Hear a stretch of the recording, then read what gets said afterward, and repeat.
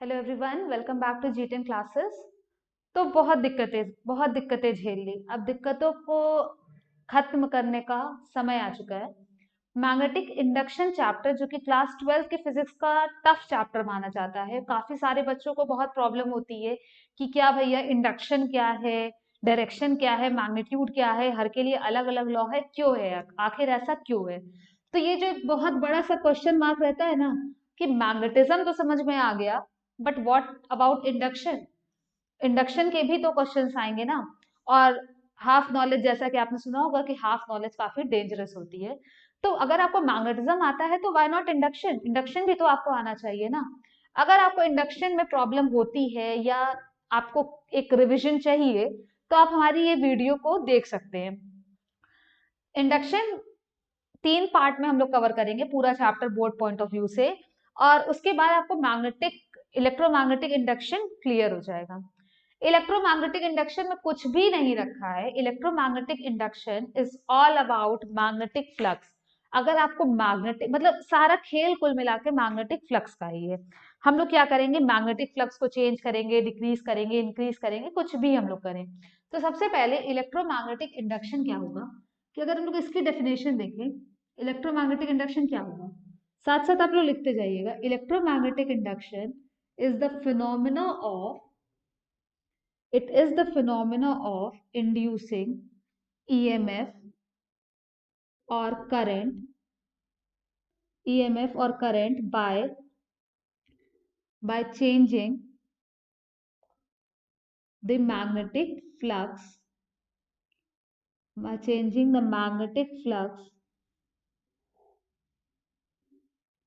passing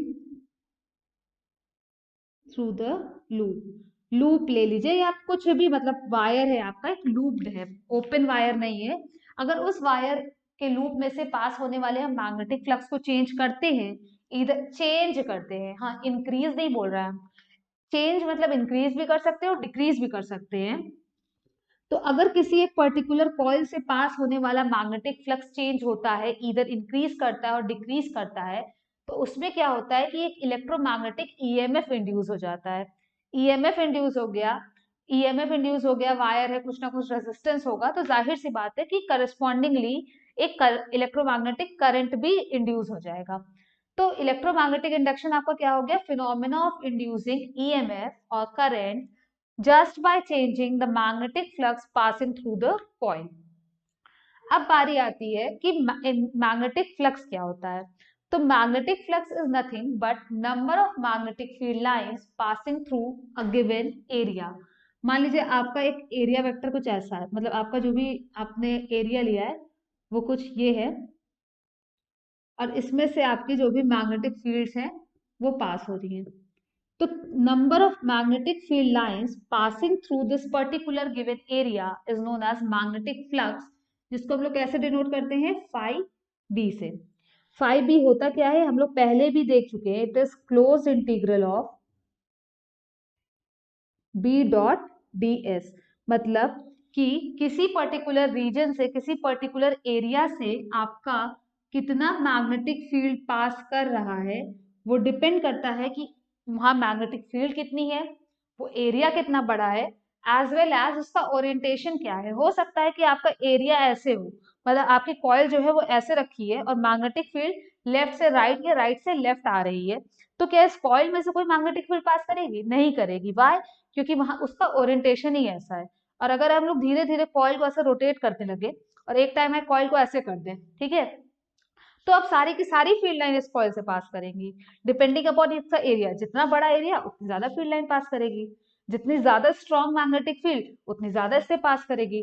but it will depend upon the angle between the area vector as well as magnetic field. तो कुल मिला के phi क्या हो जाता है, B A cos theta, cos theta. अगर आपका कुछ ऐसा सीन हो गया कि मान लिया हमने कि जो हमारा एरिया वेक्टर था कुछ ऐसा कि एरिया वेक्टर आपका अंदर की तरफ है, मतलब एरिया वेक्टर इज इनसाइड, और ये आपकी मैग्नेटिक फील्ड लेफ्ट से राइट है, तो मैग्नेटिक एरिया वेक्टर अंदर हो गया, मैग्नेटिक फील्ड लेफ्ट से राइट हो गया, दोनों के बीच में कितना एंगल बना 90 डिग्री का। तो उस केस में फाई भी कितना हो जाएगा, cos 90 से 0 हो जाएगा। तो मैग्नेटिक फ्लक्स जो है वो डिपेंड करता है, कंप्लीटली डिपेंड करता है कि उस रीजन में मैग्नेटिक फील्ड की स्ट्रेंथ क्या है, वो एरिया कितना बड़ा है, along with that area vector और मैग्नेटिक फील्ड के बीच में एंगल कितना है। ठीक है, इसी मैग्नेटिक मैग्नेटिक फ्लक्स को हमें करना है चेंज। अब मैग्नेटिक फ्लक्स की जो यूनिट होती है वो क्या होगी, पहले एसआई यूनिट अगर हम लोग देख लें तो एसआई यूनिट होती है वीबर। वीबर कैसे आया होगा, 1 weber is equals to 1 tesla metre square. और अगर इसकी सीरियस सिस्टम में यूनिट देखें तो मैक्सवेल होती है, 1 maxwell is equals to 1 gauss into centimetre square. ठीक है, तो दो यूनिट हो गई आपकी मैग्नेटिक फ्लक्स की, वीबर and Maxwell. वीबर is standard unit, but generally अगर आपको गॉस में दिया हो तो आप मैक्सवेल में भी निकाल सकते हैं, बट प्रेफर करिएगा कि आप हर कुछ स्टैंडर्ड लेके चल रहे हैं तो स्टैंडर्ड यूनिट में ही आपका काम हो। अब हम लोग देखते हैं कि इलेक्ट्रोमैग्नेटिक इंडक्शन में होता क्या है।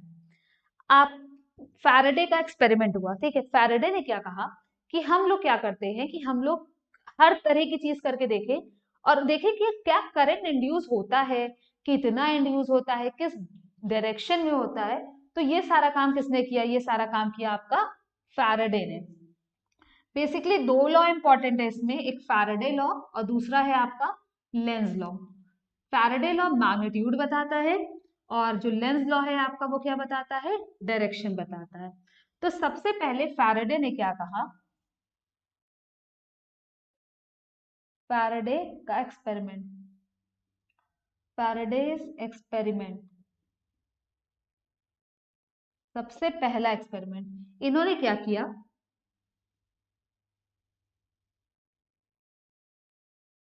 मान लीजिए कि आपका ये कॉइल था, ये गैल्वेनोमीटर था, ठीक है, ये कॉइल था, ये गैल्वेनोमीटर था। ये जो कॉइल है जाहिर सी बात है ये सोलेनॉइड की तरह काम करेगा। अब जब से ही इस कॉइल के चारों तरफ अगर आपके पास मैग्नेटिक फील्ड है, अगर इस पर्टिकुलर कॉइल के चारों तरफ मैग्नेटिक फील्ड है, मान लीजिए, अच्छा ऐसे कर लें अगर हम लोग कि आपका एक कोर है,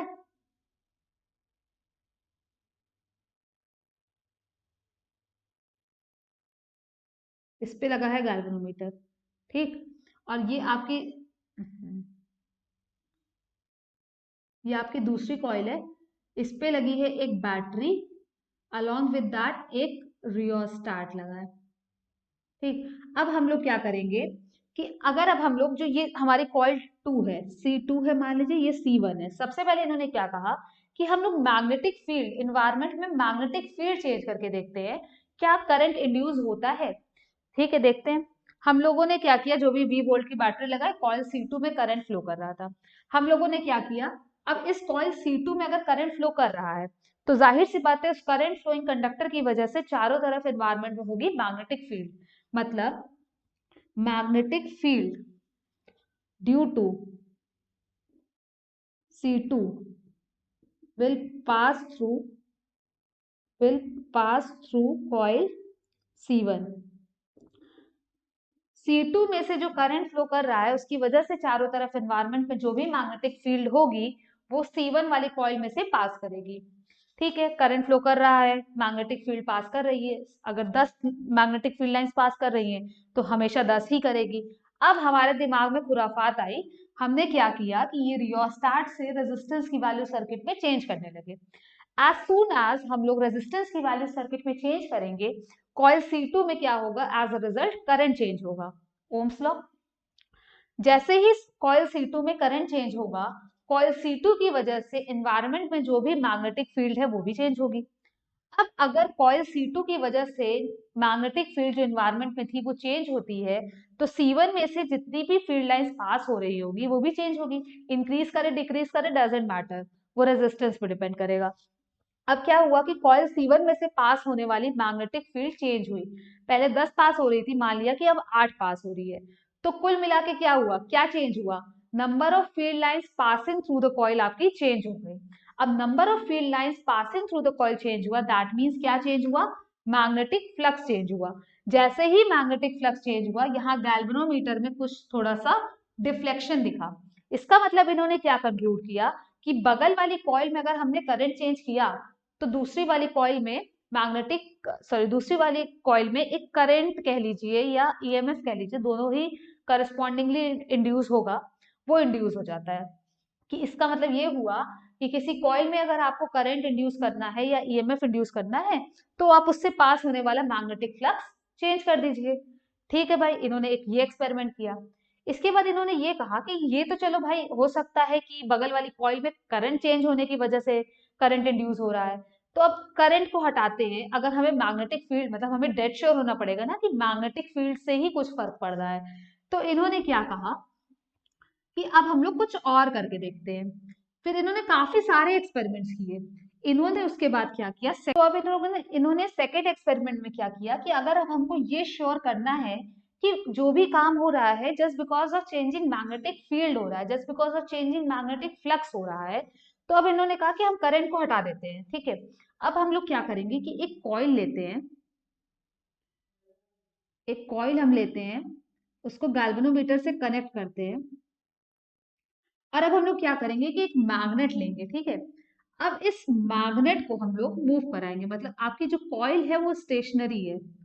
अब हम लोग क्या करेंगे, मैग्नेट को मूव कराएंगे। या तो मैग्नेट को हम लोग, अगर हम लोग मैग्नेट को कॉइल के पास लाते हैं, मान लीजिए अगर हम लोग मैग्नेट को कॉइल के पास लाएंगे तो जाहिर सी बात है कि कॉइल से पास होने वाला मैग्नेटिक फ्लक्स इंक्रीज करेगा। और अगर हम लोग मैग्नेट को कॉइल से दूर लेके जाएंगे तो जाहिर सी बात है कि कॉइल से पास होने वाला जो आपका मैग्नेटिक फ्लक्स है वो क्या होगा, वो आपका डिक्रीज करेगा। तो एज अ रिजल्ट क्या होगा कि कुल मिला के होगा क्या, मैग्नेटिक फ्लक्स चेंज होगा, एक में इंक्रीज करेगा एक में डिक्रीज करेगा। तब भी इन्होंने यही देखा कि गैल्वेनोमीटर में कुछ ना कुछ डिफ्लेक्शन आ रहा है। तो इससे ये समझ में आया कि अगर हम लोग magnetic field of the environment change करते हैं तो magnetic flux passing through the coil change होगा, और अगर magnetic flux passing through the coil change होगा तो उसमें एक ईएमएफ इंड्यूस होगा, and just because of resistance एक करंट इंड्यूस होगा। इन्होंने कहा फिर भी for the sake of confirmation अब हम लोग मैग्नेट को फिक्स रख देते हैं। ठीक है, हमारा मैग्नेट फिक्स है, अब हम लोग कॉइल को मूव कराएंगे। अब बात तो वही है ना कि हम लोग कॉइल को मूव करा रहे हैं, तो कॉइल अगर मैग्नेट के पास आएगी तो क्या होगा, उससे पास होने वाला मैग्नेटिक फ्लक्स चेंज होगा, इंक्रीज होगा मैग्नेटिक फ्लक्स। अगर हम लोग दूर लेके जाएंगे कॉइल को तो नंबर ऑफ फील्ड लाइंस जो उससे पास कर रही होंगी वो डिक्रीज कर रही होगी। इस केस में भी यही हुआ कि गैल्वेनोमीटर में कुछ ना कुछ डिफ्लेक्शन शो हुआ। तो इन्होंने कंक्लूड किया, फैराडे ने अपने एक्सपेरिमेंट से क्या कंक्लूड किया कि अगर हम लोग number of field lines passing through a coil, that means कि अगर हम लोग magnetic flux passing through a coil change करते हैं तो उसके अंदर एक ईएमएफ इंड्यूस होगा या उसके अंदर एक करंट इंड्यूस होगा। दिस वॉज फैराडे का एक्सपेरिमेंट। अब फैराडे ने एक्सपेरिमेंट तो कर दिया, अब इन्होंने लॉ क्या दिया, फैराडे ने लॉ क्या दिया कि जो आपका मतलब आपका जो भी ईएमएफ इंड्यूस होगा वो होगा क्या। तो फैराडे का लॉ, कुल मिला के इलेक्ट्रोमैग्नेटिक इंडक्शन में दो दो लॉ है, फैराडे लॉ और लेंज लॉ। फैराडे ने ये तो बता दिया कि करंट इंड्यूस होगा या ईएमएफ इंड्यूस होगा, कितना ईएमएफ इंड्यूस होगा, सब कुछ बता दिया। लेकिन फैराडे ने ये नहीं बताया कि करंट इंड्यूस होगा तो किस डायरेक्शन में होगा, आखिर क्लॉकवाइज होगा एंटी क्लॉकवाइज होगा, तो उसके लिए आप लोगों को दूसरा लॉ पढ़ना पड़ेगा। तो Faraday's law of electromagnetic induction, Faraday's law of electromagnetic induction.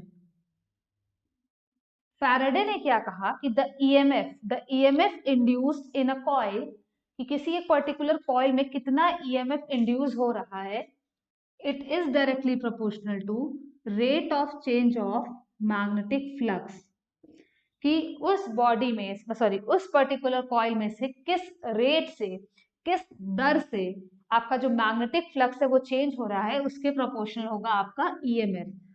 E is equals to minus n d phi by dt, where n is what, number of turns in the coil,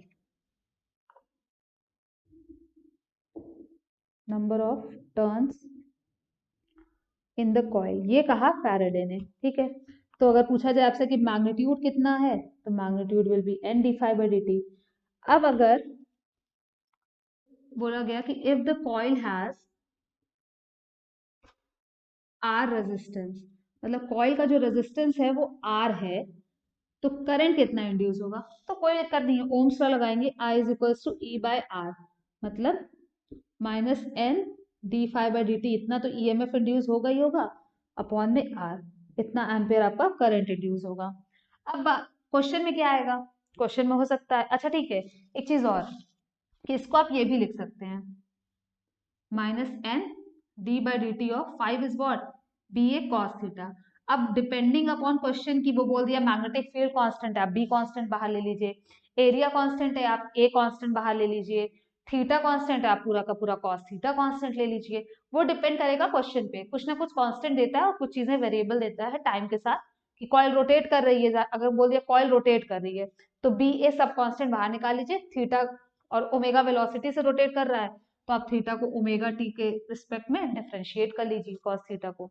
या हो सकता है कि phi को as a time का function दे दिया जाए कि phi is 5t square plus 3t, तो at t is equals to 5 EMF कितना होगा, तो डिफरेंशिएट करिए, टी की वैल्यू 5 रखिए, ईएमएफ इंड्यूस आ जाएगा। तो ये था आपका Faraday's law of electromagnetic induction, कि जो आपका इंड्यूस्ड ईएमएफ है वो किसके प्रोपोर्शनल होगा, simple rate of change of magnetic flux passing through the coil. उम्मीद करते हैं कि आपको फैराडेज लॉ क्लियर होगा। अब बारी आती है कि डायरेक्शन क्या होगा, अगर आपका करंट इंड्यूस हो रहा है तो उस इंड्यूस करंट की डायरेक्शन क्या होगी, क्लॉकवाइज होगी, एंटी क्लॉकवाइज होगी, क्या होगी। तो उसके लिए आपको पढ़ना पड़ेगा लेंज लॉ, जो कि हम लोग कवर करेंगे अगले पार्ट ऑफ वीडियो में। तब तक आप लोग फैराडे लॉ के काफी सारे क्वेश्चंस हैं, कोई भी रेफरेंस बुक उठाइए, बहुत क्वेश्चंस मिलेंगे, आप लोग फैराडे लॉ कंप्लीट कीजिए। जब तक आप लोग, ये गारंटी है कि जैसे ही आपका फैराडे लॉ कंप्लीट होगा तब तक हमारे चैनल पे लेंस लॉ अपलोड कर दिया जाएगा, आपका टाइम बिल्कुल भी वेस्ट नहीं होगा। टिल देन आप लोग फैराडे लॉ को कंप्लीट कीजिए। अगर वीडियो पसंद आई हो, just please hit the like button और अपने फ्रेंड्स को जरूर शेयर करिएगा। Thanks for watching the video, enjoy your day.